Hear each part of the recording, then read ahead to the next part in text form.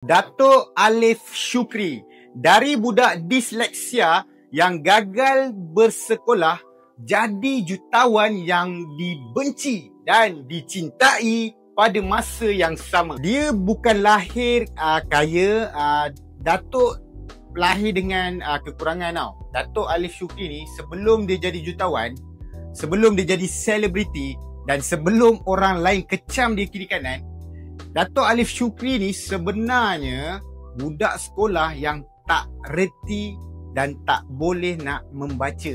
Sebenarnya Dato' Alif Shukri ni dia ada disleksia tau. Setiap huruf dia nampak terbalik. Setiap perkataan dia nampak bergerak-gerak. Allah. Dia selalu dapat nombor paling last lah. Ada cikgu pernah panggil dia tut. Kawan-kawan gelakkan dia. Ada yang cakap budak macam ni langsung takkan berjaya. Dia Dato' Alif Shukri ni pernah juga ulang darjah. Dia juga pernah kena sindir tau. Pernah rasa diri dia ni sampah dalam kelas. Tapi ada satu benda yang dia ni langsung tak pernah berhenti. Apa tahu Dato' Alif Shukri cakap? Dia tak pernah nak berhenti mencuba. Sekolah bukan dunia dia. Dunia dia adalah manusia. Jadi disebabkan Dato' Alif Shukri ni dia tak pandai nak membaca, dia belajar satu skill yang jauh lebih penting. Apa skill yang Dato' Alif Shukri belajar ni? Skill memahami emosi manusia. Kalau korang nak tahu kan, Dato' Alif Shukri ni dia pandai apa tau? Dia pandai tengok muka orang, baca perangai orang, tahu apa yang orang suka, tahu apa yang orang nak dan tahu apa yang orang malu nak sebut. Ni aku nak bagi tahu ni. Inilah skill yang nanti buatkan Dato' Alif Shukri ni jadi jutawan produk. So, masa Dato' Alif Shukri di sekolah, dia ni tak nampak ada kelebihan lah. Apa yang dia rasa, dia cuma rasa diri dia ni kekurangan. So, Dato' Alif Shukri ni masa umur dia belasan tahun, dia berhenti sekolah akademik tau.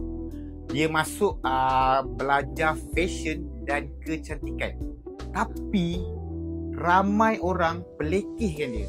Banyak orang cakap apa tau dekat Dato' Alif Shukri ni? Lelaki belajar makeup, nak jadi apa nanti? Tapi Dato' Alif Shukri ni dia diam je, dia relax je. Dia telan semua perkataan-perkataan, kata-kata orang-orang sekeliling dia. Apa yang dia buat? Dia pergi kerja dekat satu spa kecil. Jadi pembantu spa tu. Basuh muka pelanggan, dia urut pelanggan, lipat tuala. Semua kerja kecil dia ni, dia lah yang buat. Oi Dato'. Gaji dia masa tu sekitar 50 hingga ke 150 ringgit sebulan sahaja tu. Tapi apa yang dia cakap? Kalau korang nak tahu, saya bekerja bukan untuk duit. Saya bekerja untuk belajar hati manusia. Ini ayat dia sendiri tau. Produk pertama lahir dari duit simpanan yang terakhir. So, bila Dato' Alif Shukri ni umur dia meningkat, dia ambil satu risiko yang memang besar. Dia kumpul duit dia sikit-sikit sampai dapat 4,500. Dia buat apa tau? Dia buat produk pertama dia, D-Herbs yang kita selalu tengok. Jamu kecantikan. Time tu, masa tu Dato' Alif Shukri ni dia tak ada TV, dia tak ada marketing team. Dia pergi pasar malam, dia buka meja dan dia cakap satu ayat je dekat customer dia. Cara dia cakap, aku tak reti lah nak tiru. Kalau tak cantik, saya refund. Dalam dunia produk biasa kan, Dato' Alif Shukri dia jadi luar biasa. Dalam sebulan je jualan dia naik kau mencanak-canak. Sampai satu hari ada peniaga besar dekat situ kata apa tau dekat dia. Alah, budak kecil ni takkan tahan lama. Tapi Dato' Alif ni dia terus gerak. Dia buktikan kata-kata orang sekeliling dia tu salah. Okey, bila Dato' Alif Shukri ni dia dah jadi jutawan muda lah masa tu, banyak mata mula memandang. Ada yang suka, ada yang benci. Ni perkara biasa lah. Dan ada juga yang kecam setiap gerak-geri dia ni. Tapi korang tahu kan, Dato' Alif Shukri ni dia seorang yang lantang. Dia suka jadi diri dia sendiri. Dia tak jadi orang lain tau. Dia buat konten pelik dia lah. Dia buat video yang orang pun kadang-kadang tak faham. Tapi di sebalik semua alasan tu kan, Datuk Alif ni pernah cakap apa tau. Saya tak pandai akademi. Yang saya ada cuma keberanian. Dan dia percaya satu benda. Kalau saya diam, orang tak nampak saya. Kalau orang tak nampak saya, bisnes saya mati.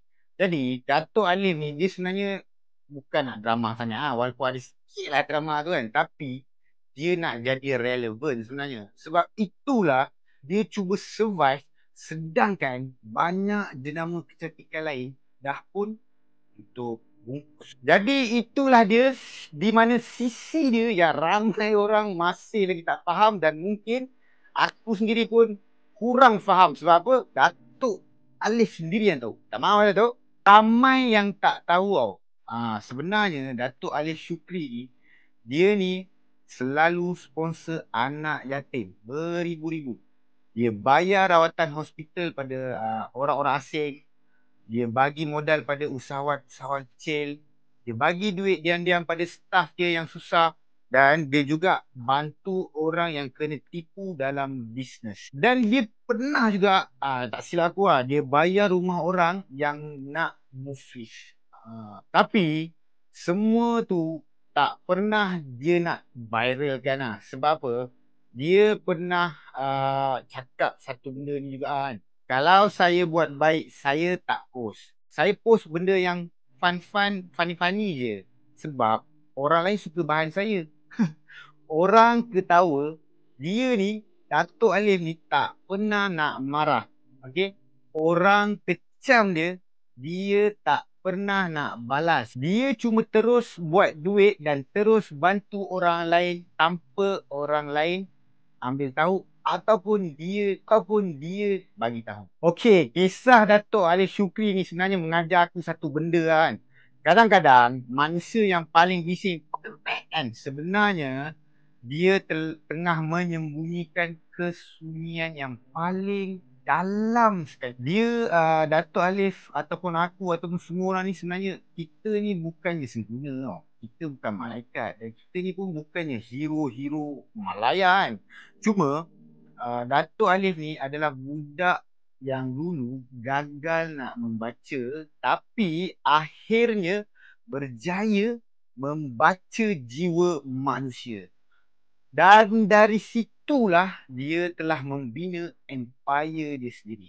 Jadi geng, aku nak bagi tahu siapa yang sukakan cerita-cerita inspirasi macam ni, boleh je komen, like, subscribe tau. Dia pernah jatuh, dia pernah dimalukan, dia pernah ditertawakan, tapi dia terus hidup dengan satu falsafah. Jangan tunggu orang faham kau. Buat sampai dunia kena terima kau. Dan sebab itulah nama Datuk Alif Shukri kekal relevan sampai hari ini. So, siapa yang sukakan cerita-cerita inspirasi yang macam ni, boleh je tolong komen, subscribe, like, share serta boleh je bagi tahu kami idea-idea yang menarik supaya aku boleh ceritakan dan boleh belajar sekali dengan korang.